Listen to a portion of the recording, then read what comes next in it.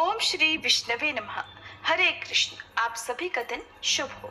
आज विशाख मास का 10वां दिन है और आज दिनांक है 22 अप्रैल और दिन है मंगलवार। आज का अध्याय शुरू करने से पहले आपको सुनाते हैं श्री ऋण मोचन स्तोत्र का हिंदी अनुवाद। श्री ऋण मोचक मंगल स्तोत्र पाठ मंगल देव को समर्पित है। इस स्तोत्र के पाठ से कर्ज से मुक्ति मिलती है, आर्थिक समस्याएं दूर होती हैं। इस स्तोत्र में मंगल देव जी के सभी 21 नामों का वर्णन मिलता है। मंगल देव का संबंध हनुमान जी से है और हनुमान जी सभी प्रकार की समस्याओं से छुटकारा दिलाने वाले देवता माने जाते हैं। ऋण मोचक मंगल स्तोत्र का पाठ जो भी मनुष्य करता है उस पर मंगल भगवान प्रसन्न होकर उसे धन धान्य प्रदान कराते हैं। वह मनुष्य कुबेर भगवान की तरह धन संपत्ति का स्वामी बन जाता है। वह मनुष्य हमेशा युवा रहता है और उसे रोग और कर्ज से भी मुक्ति मिलती है। तो प्रिय श्रोताओं, अब सुनिए ऋण मोचक मंगल स्तोत्र पाठ हिंदी में। हे मंगल देव, शास्त्रों में आपके जो नाम बताए गए हैं उनमें पहला नाम मंगल, दूसरा भूमिपुत्र जिनका जन्म पृथ्वी से हुआ, तीसरा ऋणहर्ता यानी कर्ज से मुक्ति दिलाने वाला, चौथा धनप्रद यानी धन को देने वाले, पांचवा स्थिरासन यानी जो अपने आसन पर अडिग रहते हैं, छठा महाकाय यानी जो बहुत बड़े शरीर वाले हैं, सातवां नाम सर्व कमावरोधक यानी कार्य में आने वाली सभी बाधाओं को दूर करने वाला है। हे मंगल देव, आपके नामों में 8वां नाम लोहित, 9वां लोहितांग, 10वां साम का नाम यानी कृपा करने वाले, जिसका अर्थ सामक ब्राह्मणों के ऊपर अपनी कृपा दृष्टि को रखने वाला है, 11वां धरात्मज यानी पृथ्वी के गर्भ से उत्पन्न होने वाला, 12वां कुज, 13वां भौम, 14वां भूतिद यानी ऐश्वर्य को देने वाला, 15वां भूमि नंदन यानी पृथ्वी को आनंद देने वाला है। हे मंगल देव, आपके नामों में 16वां नाम अंगारक, 17वां यम, 18वां सर्वरोग बहारक अर्थात समस्त तरह की कठिनाइयों को दूर करने वाला, 19वां वृष्टिकर्ता अर्थात वृष्टि करने वाले यानी वर्षा कराने वाला, 20वां नाम वृष्टिहर्ता अर्थात बारिश न होने के कारण अकाल लाने वाला और 21वां नाम सर्व काम फलप्रदा अर्थात संपूर्ण कामनाओं का फल देने वाला है। हे मंगल देव, जो मनुष्य आपके इन 21 नामों का वाचन सच्चे मन और विश्वास से करता है उस मनुष्य के ऊपर कभी ऋण यानी कर्ज नहीं होता है और वह अथाह धन की प्राप्ति करता है। हे मंगल देव, आपकी उत्पत्ति पृथ्वी के गर्भ से हुई है। आपकी आभा आकाश में कड़कड़ाने वाली दामिनी अर्थात आकाश में चमकने वाली बिजली के समान है। सभी तरह की शक्ति को धारण करने वाले कुमार मंगल देव को मैं नतमस्तक होकर प्रणाम करती हूँ। हे मंगल देव, आपके मंगल स्तोत्र का पाठ मनुष्य को हमेशा अपने मन में किसी भी तरह के विकार को दूर कर और अपनी पूर्ण श्रद्धा और आस्था के साथ करना चाहिए। जो भी मनुष्य इस मंगल स्तोत्र का पाठ करता है और दूसरों को सुनाता है उसके सभी कष्ट दूर हो जाते हैं। हे अंगारक अर्थात अग्नि की ज्वाला से जलने वाले, महाभाग अर्थात पूजनीय, ऐश्वर्यशाली, भक्तों के प्रति वात्सल्य यानी प्रेम रखने वाले, आपको हम नतमस्तक होकर प्रणाम करते हैं। आप हमारे ऊपर किसी दूसरे से लिया हुआ उधार को पूर्ण करवा कर्ज को हमेशा के लिए दूर कर दीजिए। हे मंगल देव, मेरे ऊपर किसी दूसरे का कोई बकाया हो तो उसे समाप्त कर दीजिए। किसी भी तरह की व्याधि हो तो उसे भी दूर कीजिए। हे मंगल देव, मेरी गरीबी को दूर कर अकाल मृत्यु के भय को दूर कीजिए। मुझे किसी भी तरह का डर, क्लेश और मन में दुख हो तो उसे भी हमेशा के लिए दूर कर दीजिए। हे मंगल देव, आपको संतुष्ट करना बहुत ही कठिन है। आप तो मुश्किल से प्रसन्न होने वाले भगवान मंगल देव हैं। आप जब किसी पर भी अपनी कृपा की बारिश करते हैं तो उसे समस्त प्रकार के सुख समृद्धि प्रदान कर देते हैं। जब आप किसी पर नाराज होते हैं तो उसकी सार्वभौम सत्ता को भी तहस नहस कर डालते हैं। हे महाराज, आप जब भी किसी से नाराज होते हैं तो अपनी अनुकृपा दृष्टि से उसे हीन कर देते हैं। आप अप्रसन्न होने पर ब्रह्मा जी, इंद्रदेव और श्री विष्णु जी के भी साम्राज्य संपत्ति को नष्ट कर सकते हैं। फिर मेरे जैसे साधारण मनुष्य की तो बात ही क्या है। प्रभु, आप सबसे शक्तिशाली और सबसे बड़े राजा हैं। हे भगवान, मैं आपसे प्रार्थना करती हूँ कि आप मुझे संतान के रूप में पुत्र प्रदान करें। मैं आपके द्वार पर आई हूँ। आप मेरी मनोकामना को पूर्ण करें। मेरे ऊपर किसी भी तरह से किसी दूसरे से उधार लिया हुआ धन न रहे। मुझे कभी दूसरों के आगे हाथ फैलाना न पड़े। मेरी गरीबी को दूर कीजिए और मेरे सभी तरह के कष्ट और क्लेशों का नाश कीजिए।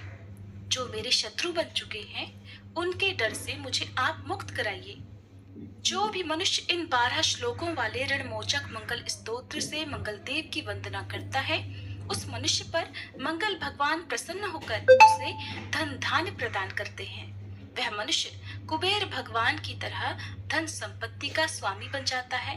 वह मनुष्य हमेशा युवा रहता है। श्री ऋणमोचक मंगल स्तोत्र के उच्चारण मात्र से मनुष्य को किसी भी तरह के कर्ज से मुक्ति मिल जाती है। अगर कोई मनुष्य अपने जीवन काल में अपनी आवश्यकताओं की, अपनी कामनाओं की पूर्ति के लिए किसी दूसरे मनुष्य से कर्ज लिया होता है और किसी कारणवश कर्ज चुका पाने में असमर्थ हो जाता है, तो उसे ऋणमोचक मंगल स्तोत्र का पाठ करना चाहिए। कर्ज में डूबे हुए मनुष्य इस ऋणमोचक मंगल स्तोत्र का जाप श्रद्धा और विश्वास के साथ से नियमित रूप से करता है तो उसे कर्ज से मुक्ति मिल जाती है। ऋणमोचक मंगल स्तोत्र पाठ समाप्त। सभी मिलकर प्रेम से बोलिए, मंगल देव की जय। अब सुनिए आज का अध्याय। ऋषियों ने कहा, हे सूत जी, पृथ्वी के साथ भगवान वराह जब वृषभाचल पर चले गए तब वहां उन्होंने पृथ्वी से क्या कहा? महामते, वह सब प्रसंग हम सुनना चाहते हैं। श्री सूत जी बोले, मुनियों, आप सब लोग पूर्व काल की पुण्यमयी कथा सुनिए। पहले वैवस्वत मनवंतर के परम पवित्र सतयुग में वराह रूपधारी पृथ्वीपति देवेश्वर भगवान विष्णु नारायण गिरी पर निवास करते थे। उस समय पृथ्वी देवी अपनी सखियों के साथ उनकी सेवा में उपस्थित हुई और उनके चरणों में प्रणाम करके उन्होंने भगवान के सामने ये प्रश्न किया कि हे देवेश, आप किस मंत्र से आराधना करने पर प्रसन्न होंगे? जो मंत्र आपको सदा ही प्रिय है और नियम पूर्वक रहने वाले मनुष्यों को आपके परम धाम की प्राप्ति करा देता है, कृपया उसका उपदेश मुझे दीजिए। भूदेवी के इस प्रकार प्रश्न करने पर भगवान वराह ने प्रेम से मुस्कुराते हुए कहा, देवी सुनो, यह परम गोपनीय मंत्र है। इसे कभी भी अनाधिकारी के सामने नहीं बताना चाहिए। जो सेवा करने वाला भक्त तथा मन और इंद्रियों को वश में रखने वाला है, केवल उसी को इस मंत्र का उपदेश करना चाहिए। ये मंत्र इस प्रकार है, ओम नमः श्री वराहाय धरण युद्धारणाय स्वाहा। मुमुक्षु पुरुष इस मंत्र का सदैव ही जप करना चाहिए। भूदेवी, यह मंत्र सभी सिद्धियों को देने वाला है। इस मंत्र के संकर्षण ऋषि है और मैं ही देवता कहा गया हूँ। इसका छंद पंक्ति है, श्री बीज है। सदगुरु से इस मंत्र की दीक्षा लेकर इसका 4 लाख जप करना चाहिए और घी तथा शहद मिलाए हुए खीर से हवन करना चाहिए। अब मैं अपने स्वरूप का ध्यान बतला रहा हूँ, जो अंतःकरण को शुद्ध करने वाला है। हे समुद्र वसने, मेरे अंगों की कांति शुद्ध स्फटिक गिरी के समान श्वेत है। खिले हुए लाल कमल दलों के समान सुंदर नेत्र हैं। वराह के समान मुख है। स्वरूप सौम्य है। 4 भुजाएं हैं। मस्तक पर किरीट शोभा पाता है। वक्ष स्थल में श्री वत्स का चिन्ह है। हाथों में चक्र, शंख, अभयदायिनी मुद्रा और कमल सुशोभित हैं। मेरी बाईं जांघ पर तुम बैठी हो। मैंने लाल पीले वस्त्र पहनकर लाल रंग के ही आभूषणों से अपने आप को विभूषित किया हुआ है। श्री कच्छप के पृष्ठ के मध्य भाग में शेषनाग की मूर्ति है। उसके ऊपर सहस्त्र दल कमल का आसन है और उस पर मैं विराजमान हूँ। इस प्रकार ध्यान करके जो भी मनुष्य सदा अष्टोत्तर शत मंत्र का जप करता है, वह संपूर्ण कामनाओं को पाता है और अंत में निश्चय ही मोक्ष प्राप्त कर लेता है। ये सुनकर पृथ्वी देवी ने फिर से प्रश्न किया, हे देव, पूर्व काल में किसने इस मंत्र का अनुष्ठान किया है और उसे किस फल की प्राप्ति हुई है? तब भगवान वराह कहने लगे, देवी, पहले कृतयुग में धर्म नामक महात्मा मनु ने ब्रह्मा जी से इस मंत्र को प्राप्त किया और इसी पर्वत पर उसका जप करके मेरा प्रत्यक्ष दर्शन पाया। फिर मुझसे अभीष्ट वरदान प्राप्त करके वे मेरे पद को ही प्राप्त हो गए। पूर्व काल में इंद्र दुर्वासा के शाप से स्वर्ग भ्रष्ट हो गए थे। उस समय इसी मंत्र से यही मेरी आराधना करके उन्होंने पुनः स्वर्ग राज्य प्राप्त कर लिया। भूदेवी अन्य मुनियों ने भी इस मंत्र का जप करके परम गति प्राप्त की है। सर्पों के स्वामी अनंत ने कश्यप जी से इस मंत्र को पाकर श्वेत द्वीप में इसका जप किया और उसी से अद्भुत शक्ति पाकर वे पृथ्वी को धारण करने में समर्थ हुए हैं। इसलिए पृथ्वी की अभिलाषा रखने वाले मनुष्यों को इस लोक में सदा ही इस मंत्र का जप करना चाहिए। भगवान वराह कहते हैं, महादेवी पृथ्वी, मैं तुम्हें एक पवित्र इतिहास सुनाता हूँ, सुनो। वैवस्वत मनवंतर के आदि सतयुग में वायु देवता का बड़ा भारी तप देखकर लक्ष्मी निवास भगवान श्री विष्णु श्री देवी और भूदेवी के साथ स्वामी पुष्करणी के तट पर आए। इसके दक्षिण तट पर परम पवित्र आनंद नामक विमान में वे श्री लक्ष्मीकांत श्री विष्णु सदा वायु देवता का प्रेय करते हुए निवास किया करते थे। तभी से कार्तिकेय जी द्वारा निरंतर पूजित होकर भगवान ऋषिकेश इस विमान पर अदृश्य भाव से रहते हैं और आगे भी रहेंगे। पृथ्वी ने कहा, मनुष्यों की दृष्टि में ना आने वाले भगवान विष्णु किस प्रकार उन्हें यहाँ प्रत्यक्ष दिखाई देंगे, ये भी बताइए। भगवान वराह कहने लगे, देवी, महर्षि अगस्त्य ने इस पर्वत पर आकर सनातन देव भगवान विष्णु का दर्शन किया और 12 वर्षों तक कठिन आराधना करके उन्हें बारंबार प्रसन्न किया। इसके बाद भगवान से ये याचना की कि प्रभु आप सदा यहाँ निवास करें और सभी लोगों को आपका प्रत्यक्ष दर्शन होता रहे। उनके ऐसा कहने पर श्री भूदेवियों के साथ भगवान विष्णु इस प्रकार बोले कि देवर्षि, मैं तुम्हारे संतोष के लिए यहाँ समस्त देहधारियों को प्रत्यक्ष दर्शन देता हुआ निवास करूंगा, परंतु यह विमान कभी किसी को दिखाई नहीं देगा। भगवान का ये वचन सुनकर अगस्त मुनि प्रसन्न होकर अपने आश्रम को चले गए। तब से भगवान विष्णु मुनियों के ही ध्यान में आने वाले इस विमान पर मनुष्य आदि प्राणियों की दृष्टि के विषय होकर चतुर्भुज रूप से निवास करते हैं और आगे भी निवास करते रहेंगे। स्कंद स्वामी सदा उनकी आराधना करते हैं और वायु देवता सेवा में तत्पर रहते हैं। एक समय की बात है, मित्रवर्मा की मनोरमा धर्मपत्नी के गर्भ से आकाश नामक पुत्र हुआ, जो अपने कुल का आभूषण था। शक वंश में उत्पन्न धरणी नाम वाली कन्या राजकुमार आकाश की धर्मपत्नी हुई। राजा मित्रवर्मा ने अपने उस पुत्र को राज्य का सारा भार सौंपकर खुद वेंकटाचल के पास पवित्र तपोवन को प्रस्थान किया। राजकुमार आकाश महान चक्रवर्ती राजा हुए। वे एक पत्नी व्रती थे। केवल अपनी धर्मपत्नी धरणी के प्रति ही उनका मन अनुरक्त था। एक दिन उन्होंने यज्ञ करने के लिए आरणी नदी के किनारे भूमि का शोधन कराया। जब सोने के हल से पृथ्वी ज्योति जाने लगी, तब बीज की मुट्ठी बिखेरते समय राजा ने देखा कि पृथ्वी से कन्या प्रकट हुई है, जो कमल की शैया पर सोई हुई है। वह बड़ी सुंदरी और समस्त शुभ लक्षणों से संपन्न थी। सोने की पुतली सी शोभा पा रही थी। उसे देखकर राजा के नेत्र आश्चर्य से खिल उठे। उन्होंने उसे तुरंत गोद में उठा लिया और ये मेरी ही पुत्री है ऐसा कहकर मंत्रियों के साथ बड़े प्रसन्न हुए। ठीक उसी समय आकाशवाणी हुई कि राजन, वास्तव में ये तुम्हारी ही पुत्री है। इस सुंदर नेत्र वाली कन्या का तुम ही पालन पोषण करो। आकाशवाणी की बात सुनकर राजा के मन में और भी प्रसन्नता हो गई। फिर उन्होंने अपने नगर में बड़ी धूमधाम से प्रवेश किया और महारानी धरणी देवी को बुलाकर कहा, प्रिय, यह भगवान की दी हुई अपनी कन्या है, जरा इसे देखो तो। ये पृथ्वी से प्रकट हुई है। हम दोनों ही संतानहीन हैं।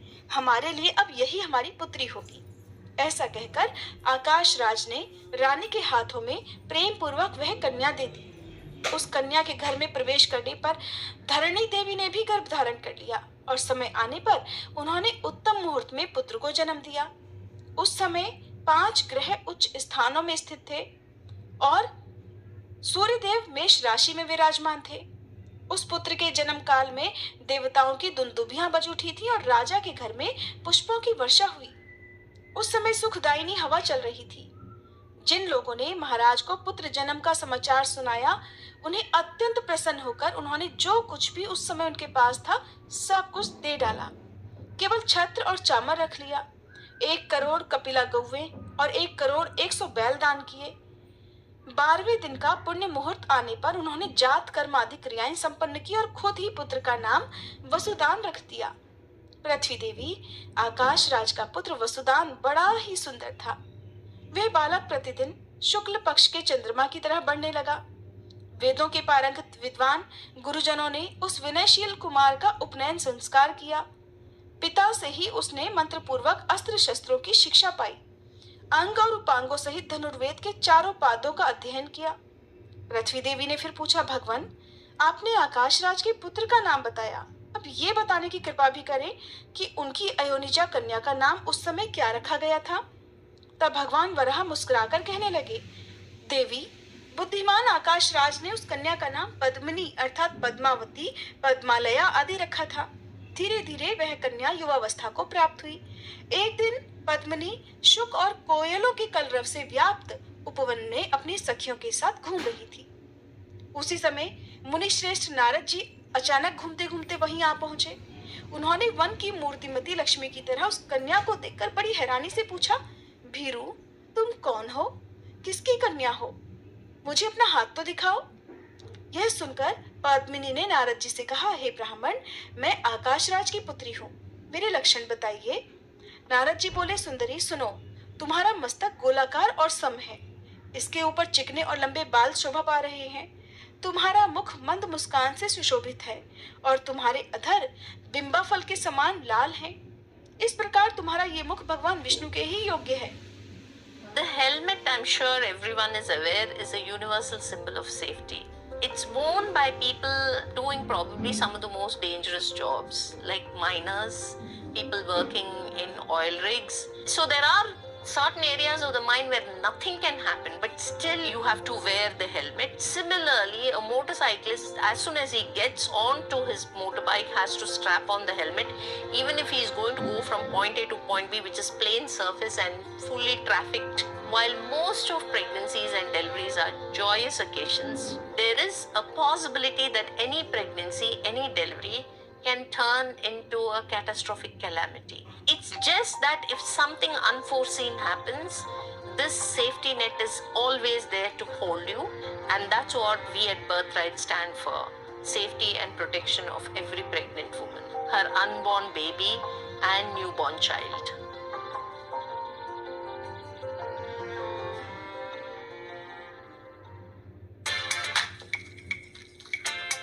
Let's vibe it up.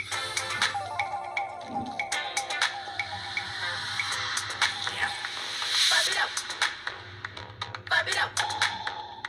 From the block to the club, feel the rhythm, vibe it up. From the block to the club, feel the rhythm, vibe it up. From the block to the club, feel the rhythm, vibe it up. Feel alive, don't interrupt, dance freely, vibe it up. Let's vibe it up. Vibe it up with Nissin Cup Noodles, packed with great veggies and a whole lot of flavor. ऐसा मेरी बुद्धि का निश्चय है। तुम क्षीर सागर से प्रकट हुई साक्षात लक्ष्मी जी के समान दिखाई देती हो। भगवान वराह कहते हैं, ऐसा कहकर नारद जी पद्मिनी और उसकी सखियों द्वारा सम्मानित होकर वहीं से अंतर्ध्यान हो गए। इसके बाद सखियों ने पद्मिनी से कहा कि सखी चलो वन में फूल लाने के लिए चलते हैं। ऐसा कहकर आकाशराज की कन्या के साथ वे सखियां वन में गईं और फूलों को तोड़ती हुई इधर उधर घूमने लगी। फिर वे सब सखियां एक वनस्पति के नीचे जा बैठी। उसी समय उन्होंने चंद्रमा के समान श्वेत वर्ण वाले एक ऊंचे घोड़े को देखा। उसके ऊपर श्याम वर्ण का पुरुष सवार था, जिसकी आकृति और कांति कामदेव को भी लज्जित कर रही थी। उसके विशाल नेत्र पद्म पत्राकार कानों के पास पहुंचे हुए थे। उन्होंने एक हाथ में दिव्य शांग धनुष और दूसरे में सोने का बाण धारण कर रखा था। उसका कटी प्रदेश पीले रंग के रेशमी वस्त्रों से ढका हुआ था। शरीर का मध्य भाग बहुत ही सुंदर था। वह रत्न निर्मित कंगन, बाजूबंद और करधनी से सुशोभित था। उसकी छाती चौड़ी थी, जिससे उस पुरुष की दक्षिणावर्त नाभि और भी अधिक शोभा पा रही थी। उसका बायां कंधा स्वर्णमय यज्ञोपवीत से चमक रहा था। इस प्रकार उस तरुण का सुंदर रूप मन को मोह लेने वाला था। उसे देखकर वे सब सखियां चकित हो गईं। वह घुड़सवार एक भेड़िए को ढूंढता हुआ वहां फूल तोड़ने वाली स्त्रियों के सामने आया और उनसे पूछने लगा कि इधर कोई भेड़िया आया है क्या? स्त्रियों ने तुरंत उत्तर दिया कि तुम धनुष धारण करके हमारे वन में क्यों आए हो? यहाँ के सभी मृग तो अवध हैं, अर्थात कोई भी यहाँ के हिरणों को नहीं मार सकता। आकाश राज के द्वारा सुरक्षित इस वन से शीघ्र ही बाहर निकल जाओ। उनकी यह बात सुनते ही वह घुड़सवार घोड़े से उतर पड़ा। उसने पूछा कि तुम सब लोग कौन हो? ये कमल के समान सुंदर रंग वाली सुंदरी कन्या कौन है? उसका यह प्रश्न सुनकर एक सखी ने उत्तर दिया, शूरवीर, ये हमारी स्वामिनी है। इनका नाम पद्मिनी है और ये आकाश राज की पुत्री हैं और ये पृथ्वी से उत्पन्न हुई हैं। सुंदर शरीर वाले हे पुरुष, तुम भी अपना परिचय दो। तुम्हारा नाम क्या है और निवास स्थान कहाँ है और तुम यहाँ किस लिए आए हो? सखियों के इस प्रकार पूछने पर उस पुरुष ने मंद मुस्कान वाले मुख से इस प्रकार कहा कि मेरे नाम अनंत हैं। तपस्वी लोग रंग, रूप और नाम दोनों ही दृष्टियों से मुझे कृष्ण कहते हैं। मैं वो हूँ जिसके धनुष की बराबरी करने वाला कोई भी धनुष देवताओं के पास भी नहीं है। लोग मुझे वेंकटाचल निवासी वीरपति कहते हैं और शिकार करने के लिए मैं इस वन में आया हूँ। इस वन की शोभा देखते हुए मेरी दृष्टि सुंदरी पर भी पड़ गई। क्या ये मुझे मिल सकती है? श्री कृष्ण की बात सुनकर सभी सखियां क्रोधित हो गई। तब कृष्ण घोड़े पर चढ़कर शीघ्र ही वेंकटाचल पर चले गए। वहां अपने दिव्य निवास स्थान पर पहुंचकर वे घोड़े से उतर गए। कृष्ण के रूप में साक्षात श्री हरि थे। घोड़े से उतरकर उन्होंने रत्नमय मंडप में प्रवेश किया और मुक्तामय मंदिरों में जाकर फिर नूतन रत्नमय सिंहासन पर वे विराजमान हुए और उसी विशाल नेत्रों वाली तथा मंद मुस्कान से सुशोभित मुख वाली पद्मावती का ध्यान करने लगे। इसके बाद मध्याह्न काल में भगवान के भोग लगाने योग्य दिव्य, उत्तम और सुगंधित अन्न तैयार करके वकुल मालिका नाम की सखी भगवान को देखने के लिए बड़ी शीघ्रता पूर्वक गई और उनके चरणों में भक्ति भाव से प्रणाम करके उनके पास ही बैठ गई। उसने देखा श्री हरि नेत्र बंद करे किसी को याद कर रहे हैं। तब उस सखी ने कहा, देव देवेश्वर उठिए, पुरुषोत्तम, आपके लिए बहुत उत्तम रसोई तैयार की गई है। माधव, अब भोजन के लिए पधारिए। तब श्री भगवान बोले, सखी, प्राचीन काल की बात है। पवित्र त्रेता युग में जब मैंने रावण का वध किया था, उस समय वेदवती नाम वाली एक कन्या ने लक्ष्मी जी की सहायता की थी। लक्ष्मी राजा जनक के यहाँ पृथ्वी से उत्पन्न होकर सीता के रूप में निवास करती थी। फिर मुझसे विवाह होने पर जब वे मेरे साथ वन में गईं, तब एक दिन पंचवटी में मारीच नामक राक्षस का वध करने के लिए मैं आश्रम से बाहर गया।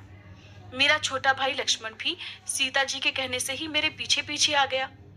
इसके बाद राक्षस राज रावण सीता को हर कर ले जाने के लिए मेरे आश्रम के पास आया। जानकर सीता जी को साथ लेकर पाताल में चले गए और अपनी पत्नी स्वाहा की देखरेख में सीता जी को सौंप कर लौट आए।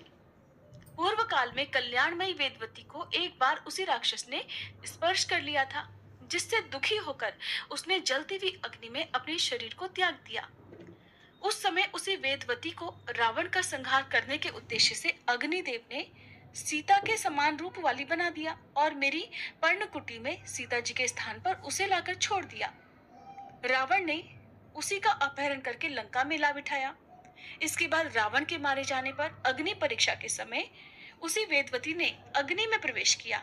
उस समय अग्निदेव ने स्वाहा के समीप सुरक्षित जनक नंदिनी सीता रूपा लक्ष्मी जी को लाकर पुनः मेरे हाथ में दिया और इस प्रकार कहा कि देव, यह वेदवती सीता का परम प्रिय करने वाली है, इसलिए आप इसे वरदान देकर प्रसन्न करें। अग्नि की यह बात सुनकर कल्याणमयी सीता जी ने भी मुझसे कहा कि प्रभु, ये वेदवती सदा मेरा प्रिय कार्य करने वाली है। ये उच्च कोटि की भगवत भक्त है, इसलिए आप स्वयं ही इसे अंगीकार करें। तब मैंने कहा कि देवी, मैं कलयुग में तुम्हारे कहे अनुसार ही कार्य करूंगा। तब तक ये देवताओं से पूजित होकर ब्रह्मलोक में निवास करे। इसके बाद पृथ्वी से उत्पन्न होकर ये आकाशराज की पुत्री होगी। सखी, इस प्रकार मैंने और लक्ष्मी जी ने पूर्व काल में जिसे वरदान दिया था, वह सुंदरी इस समय नारायणपुर में पृथ्वी से प्रकट हुई है। वह लक्ष्मी के समान ही सद्गुणवती है। उसके नेत्र कमल के समान परम सुंदर हैं। और आज जब मैं शिकार खेलने गया हुआ था, तब वह मेरे देखने में आई थी।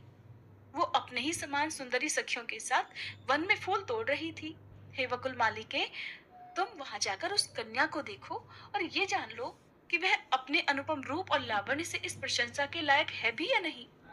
तब वकुल मालिका सखी देवाधिदेव भगवान को प्रणाम करके गुंजा के दाने के समान लाल रंग वाले घोड़े पर सवार हुई और उनके बताए हुए मार्ग से चल दी।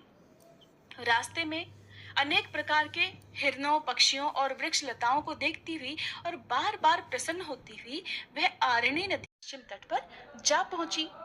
फिर वहां पर जाकर उसने जो कुछ देखा और उसके बाद जो कुछ भी हुआ उसका वृतांत आप सभी अगले अध्याय में सुनिएगा। उम्मीद है आज की